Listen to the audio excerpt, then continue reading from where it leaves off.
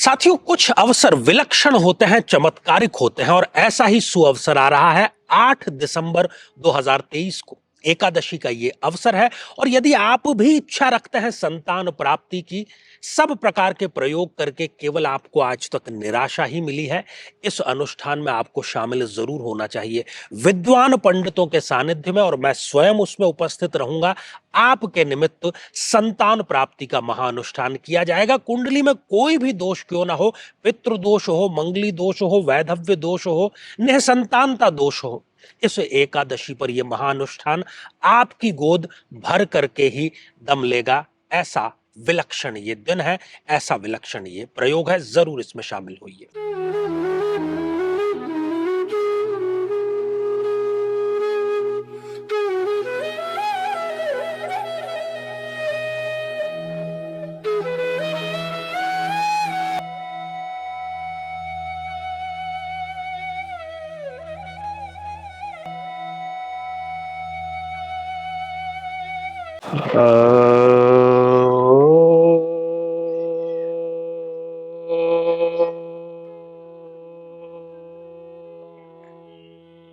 शांति शांति शांति।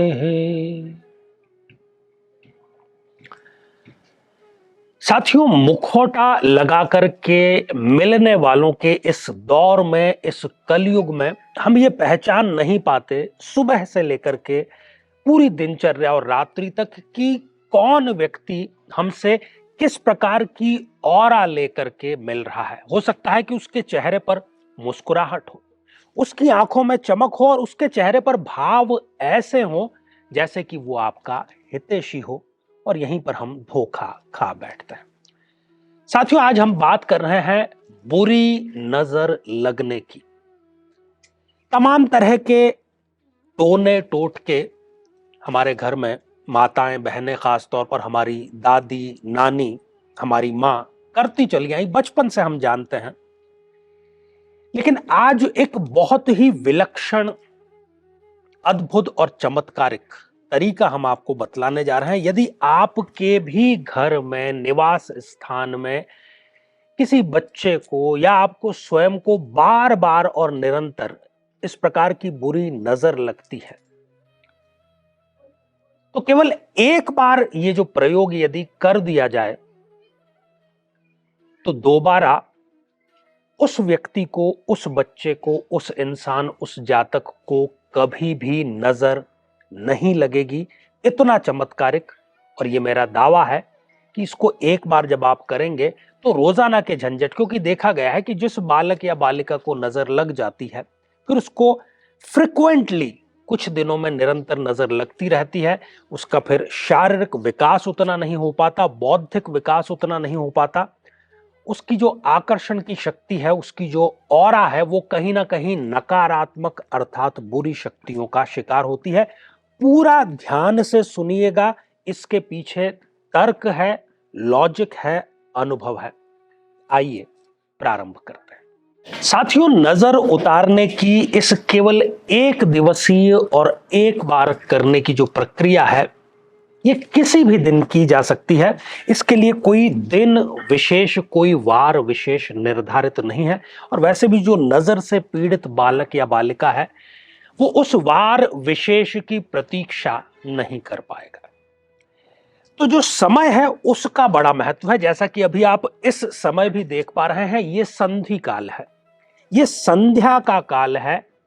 दिन और रात्रि के बीच जो संध्या काल होती है, जिसको कि हम गोधूली वेला भी कहते हैं, उस समय भी आप इसको संपादित कर सकते हैं। अत्यंत ही सरल है। और नहीं तो आप इसको ब्रह्म मुहूर्त में प्रातः काल भी कर सकते हैं, जैसा भी आपको उचित लगे। सबसे पहले जो पीड़ित व्यक्ति है, जिस बालक या बालिका को नजर लगती है, लग चुकी है, बार बार लगती है, उसको आप पृथ्वी पर उत्तर दिशा या पूर्व दिशा की ओर जो पैर हैं वो होने चाहिए।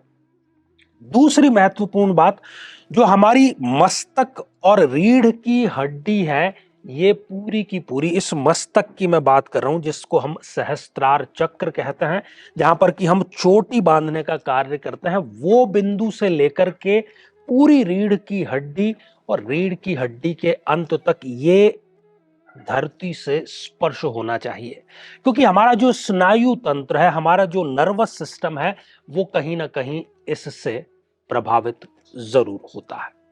साथियों, चूंकि जो हमारा ऑरा है, उस ऑरा का बहुत गहरा संबंध हमारी रीढ़ की हड्डी से है, तंत्र का तंत्र से है, उसकी सूक्ष्मता से है, तो समय का बड़ा महत्व है, संध्या काल का, और रीढ़ की हड्डी का बड़ा महत्व है। तो वो लंबवत बल्कि समानांतर होनी चाहिए मां धरती के।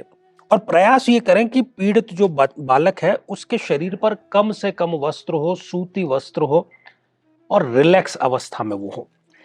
इसके बाद में आपको चाहिएगा आक। आक का जो पौधा होता है, सूर्य का प्रतिनिधित्व करता है ये इस धरती पर। आप देख रहे हैं कि आक का, आंकड़े का, अर्क का ये जो पौधा है, उसका एक ये पत्ता हमने लिया है, ये सूर्य का प्रतीक है। और ये कोई साधारण पत्ता नहीं है, ये हरा पत्ता नहीं है, बल्कि ये पीला होने को है, अभी तरीके से पूरा सूखा नहीं है। आप देखिए, तो इस प्रकार के एक पत्ते की आपको आवश्यकता होगी। और फिर आपको देशी गौ माता के घी की जरूरत है। घी को आपको पत्ते के दोनों तरफ थोड़ा थोड़ा घी से लेप कर देना है। इस प्रकार से जब आप पत्ते के दोनों ओर देशी घी से, ज्यादा भी घी का इस्तेमाल नहीं करना है, केवल एक परत जो है वो पूरी पत्ते के ऊपर आ जाए, तो यहां गौ माता का जो है वो भी आशीर्वाद हमें मिल जाएगा। अब इसके पश्चात जो मुख्य प्रक्रिया है वो आती है। बालक या बालिका के शरीर से आधा इंच ऊपर मस्तक से लेकर के और पैरों तक 21 बार, 21 बार आपको इस पत्ते का जो है वो उसका इस प्रकार से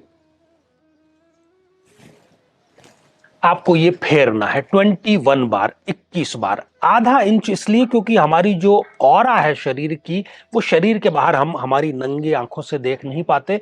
तो जो भी नेगेटिव एनर्जी है, आपको किसी मंत्र का जाप नहीं करना, किसी देवता का स्मरण नहीं करना, केवल जो कार्य है वो इस समय का, इस पत्ते का, इस चमत्कार का और इस कॉम्बिनेशन का असर है कि इस पीड़ित बालक को इस कृत्य के बाद में कभी भी नजर नहीं लगेगी। इस पत्ते से 21 बार आपको फेरना है, शरीर से आधा इंच ऊपर रखते हुए, मस्तक से लेकर के, और वो सीधा हमारे पैर के अंगूठे तक जाएगा। साथियों, 21 बार इस प्रकार की फेरी करने के बाद में जो ये पत्ता है, जिसमें नेगेटिव एनर्जी आ चुकी है, इसने सोख लिया है उसको पूरा, इसको आपको दहकती अग्नि में प्रज्वलित कर देना है। आज तक की जितनी नजर थी, अब तक की जितनी नजर थी, भविष्य की जितनी नजर थी, वो इसी पत्ते के साथ दहकते हुए सदैव सदैव के लिए समाप्त हो जाएगी।